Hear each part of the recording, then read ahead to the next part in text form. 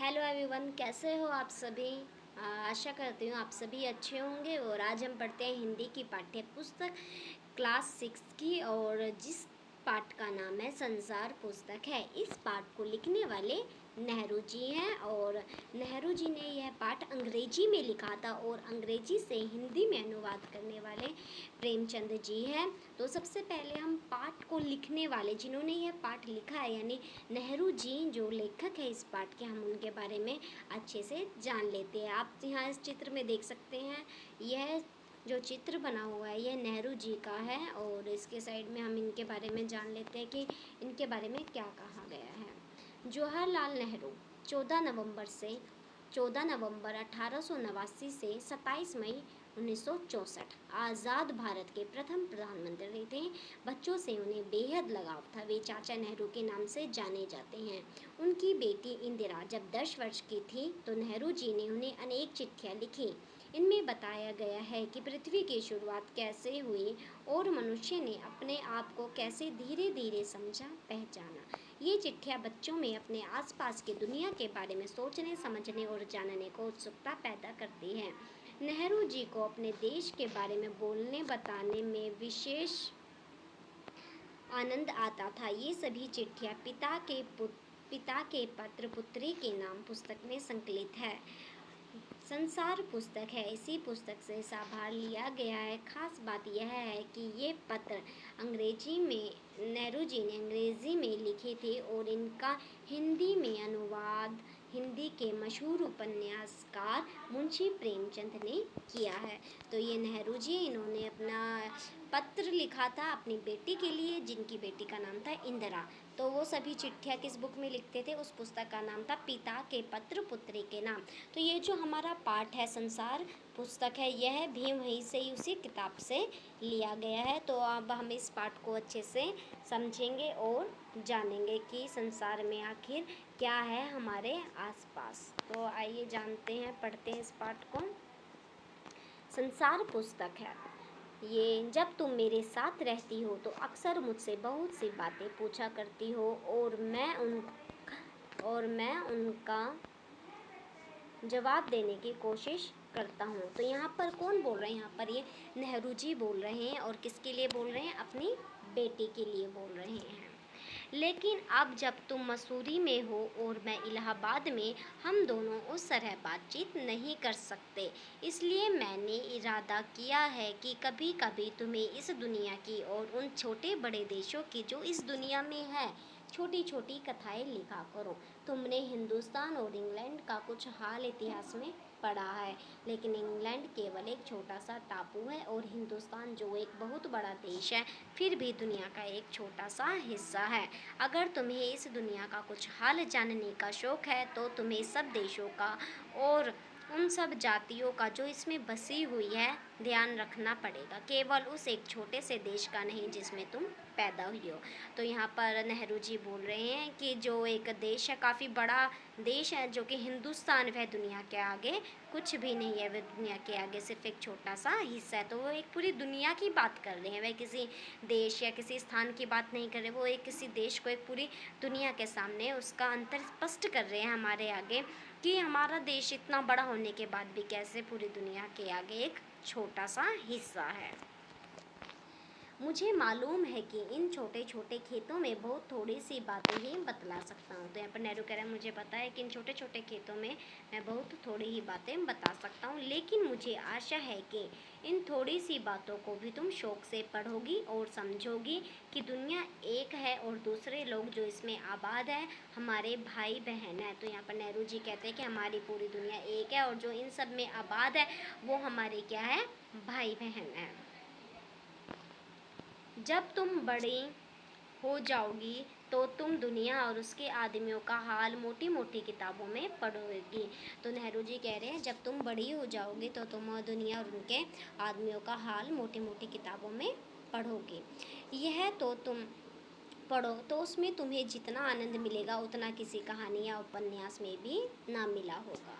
यह तो तुम जानते ही, यह धरती लाखों करोड़ों वर्ष पुरानी है और बहुत दिनों में कोई आदमी न था। आदमियों से पहले सिर्फ जानवर थे और जानवरों से पहले एक ऐसा समय था जब इस धरती पर कोई जानवर, कोई जानदार चीज़ न थी। आज जब यह दुनिया हर तरह के जानवरों और आदमियों से भरी हुई है, उस ज़माने का ख्याल करना भी मुश्किल है जब यहाँ कुछ न था। लेकिन विज्ञान जानने वालों और विद्वानों ने, जिन्होंने इस विषय को खूब सोचा और पढ़ा है, लिखा है कि एक समय ऐसा था जब यह धरती बेहद गर्म थी और इस पर कोई जानदार चीज़ नहीं रह सकती थी। और अगर हम उनकी किताबें पढ़ें और पहाड़ों और जानवरों की पुरानी हड्डियों को गौर से देखें तो हमें खुद मालूम होगा कि ऐसा समय ज़रूर रहा होगा। तो यहाँ पर इस में नेहरू जी बताना चाहते हैं कि तुम धरती के बारे में तो जानते ही होंगे कि पहले हमारी धरती पर लाखों करोड़ों वर्ष पहले कोई नहीं रहता था। और जब पहले, और इंसानों से भी पहले कौन रहते थे? जानवर लोग। लेकिन जानवरों से भी पहले एक ऐसा समय था जब धरती पर कोई भी जानदार चीज़ नहीं रहती थी। तो जैसे ही, और मतलब फिर उसके बाद वो ये बताना चाहते हैं कि अगर तुमने जो विज्ञान या जो विद्वानों की किताबें थी, उन्होंने खूब इस विषय में सोचा और उन्होंने हमें बताया कि यह जो हमारे धरती थी ये काफ़ी गर्म थी और इस पर कोई भी जानदार चीज़ नहीं रह सकती थी, क्योंकि बहुत गर्म थी। तो कोई भी इसमें जान वाली चीज़ रहती तो वह जलकर भस्म हो जाती। और फिर उसके हमें कुछ अवशेष भी मिले हैं, किताबें पढ़ी, पहाड़ों और जानवरों की पुरानी हड्डियों को भी हमने गौर से देखा, तो हमें ऐसा ज़रूर पता चलेगा कि क्या पता वाकई उस टाइम पे ऐसा रहा होगा। तो आइए आगे पढ़ते हैं। तुम इतिहास की किताबों में ही पढ़ सकती हो, लेकिन पुराने ज़माने में तो आदमी पैदा ही न हुआ था, किताबें कौन लिखता? तो यहाँ पर बता रहे हैं कि ये सब चीज़ें नेहरू जी बोल रहे हैं कि तुम इतिहास की किताबों में पढ़ते, लेकिन उस समय में ये बताने वाला ही आदमी न था, तो किताबें कौन लिखता? तब उन्हें उस ज़माने की बातें कैसे मालूम हो? तो वो कहते हैं कि तब कैसे मालूम होगी उस ज़माने की बातें? यह तो नहीं हो सकता कि हम बैठे बैठे हर एक बात सोच निकालें। यह बड़े मज़े की बात होती, क्योंकि हम जो चीज़ चाहते सोच लेते और सुंदर परियों की कहानियाँ गढ़ लेते।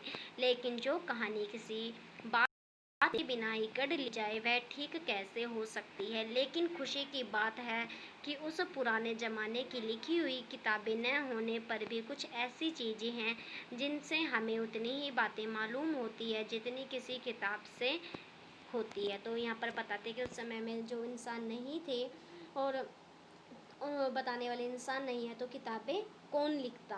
तो वो बताते हैं, लेकिन कुछ चीज़ें ऐसी भी हैं जिन्हें हमें उस चीज़ से देखकर ही पुराने ज़माने के बारे में मालूम पड़ जाता।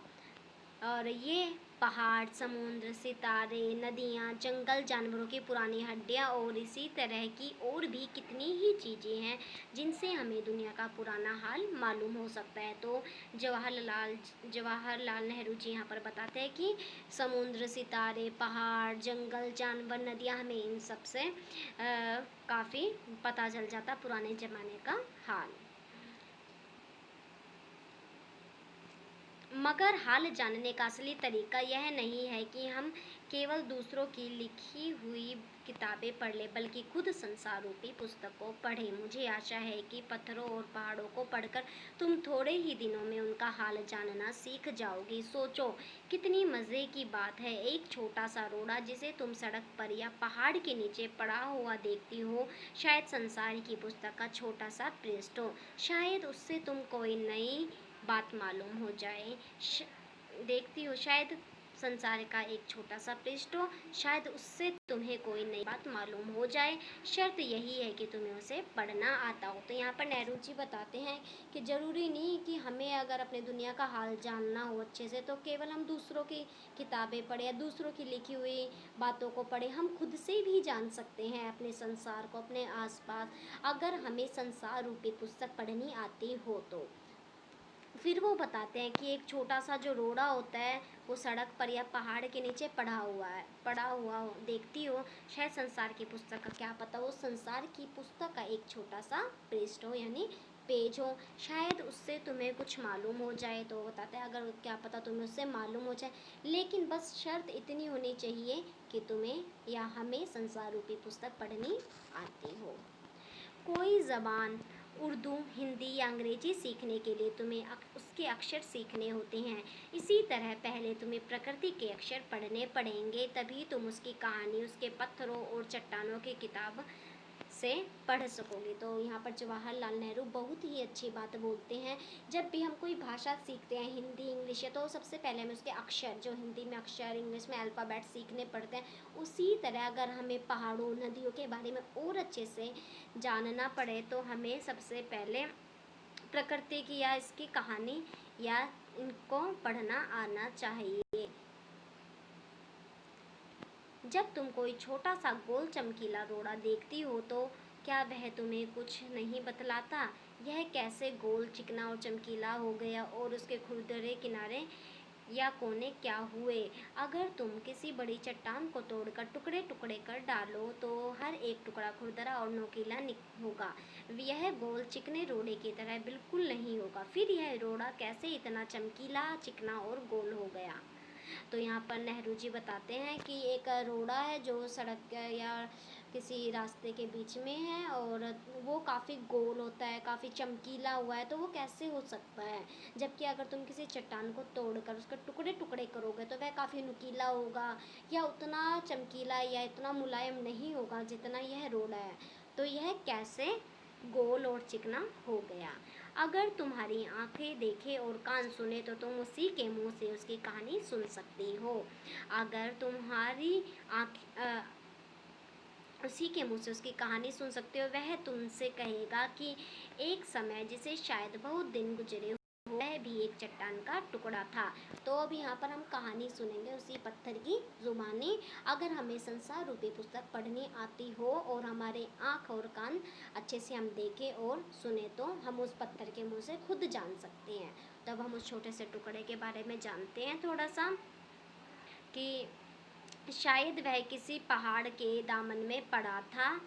तब पानी सब नहीं, ऊपर से स्टार्ट करते हैं। हाँ, एक समय था जिसे शायद बहुत, तो काफ़ी दिन हो गए थे तो गुजरे हुए, वह भी एक चट्टान का टुकड़ा था। ठीक उसी टुकड़े की तरह उसमें किनारे और कोने भी थे। वो भी पहलों की तरह था जैसे वो टुकड़े होते हैं जिसे तुम बड़ी चट्टान से तोड़ती हो। शायद वह किसी पहाड़ के दामन में पड़ा रहा। तब पानी आया और उसे बहाकर छोटी घाटी तक ले गया। वहाँ से एक पहाड़ी नाले ने ढकेल कर उसे एक छोटे से दरिया में पहुँचा दिया। इस छोटे से दरिया से वह बड़े दरिया में पहुँचा। इस बीच वह दरिया एक पेंदे में लुढ़कता रहा, उसके किनारे घिस गए और वह चिकना और चमकदार हो गया। इसी तरह वह कंकड़ बना जो तुम्हारे सामने आया। किसी वजह से दरिया उसे छोड़ गया और तुम उसे पा गई। अगर दरिया उसे और आगे ले जाता तो वह छोटा होते होते अंत में बालू का एक जर्रा हो जाता और समुद्र के किनारे अपने भाइयों से जा मिलता, जहाँ एक सुंदर बालू का किनारा बन जाता जिस पर छोटे छोटे बच्चे खेलते और बालू के घरोंदे बनाते। अगर एक छोटा सा रोड़ा तुम्हें इतनी बातें बता सकता है तो पहाड़ों और दूसरे चीज़ों से जो हमारे चारों तरफ है हमें और कितनी बातें मालूम हो सकती है। तो यहाँ पर हमें बहुत ही सुंदर बात जानने को मिली कि अगर एक छोटा सा रोड़ा हमें इतनी बड़ी बात बता सकता है कि उसने कैसे कैसे संघर्ष किया अपनी लाइफ में। वह पहले एक चट्टान का टुकड़ा ही था, वो पहले काफ़ी खुरदरा था और किस तरह से वो मुलायम और गोल और चमकीला हुआ इतनी सारी चीज़ों से टकरा कर अंत में वह हमारे सामने गोल और चमकीला हुआ। लेकिन उसके जो संघर्ष से वो कैसे कैसे इतना गोल हुआ, तो हमें उससे काफ़ी चीज़ें जानने को और सीखने को मिलती है कि संसार में संघर्ष नाम की भी कोई चीज़ होती है। और लास्ट में बताया गया है कि अगर हमें एक छोटा सा टुकड़ा या कंकड़ इतनी बड़ी बात बता सकता है अपनी ज़िंदगी के बारे में या संसार के बारे में, तो पहाड़, नदियाँ, हमारे चारों तरफ कितनी अनेक प्रकृति से भरी इतनी सारी सुंदर सुंदर चीज़ें हैं जो हमें पता नहीं कितनी बड़ी बातें बता सकती है। लेकिन शर्त होनी चाहिए हमें संसार रूपी पुस्तक पढ़नी आती हो या हम ध्यान से अपने आसपास अवलोकन करके देखें। तो यहाँ पर ये नेहरू जी ने बहुत ही सुंदर पाठ हमें बताया जिससे हमें अनेक चीज़ें सीखने को मिलती है। आई होप आपको यह पाठ अच्छे से समझ में आया होगा। धन्यवाद।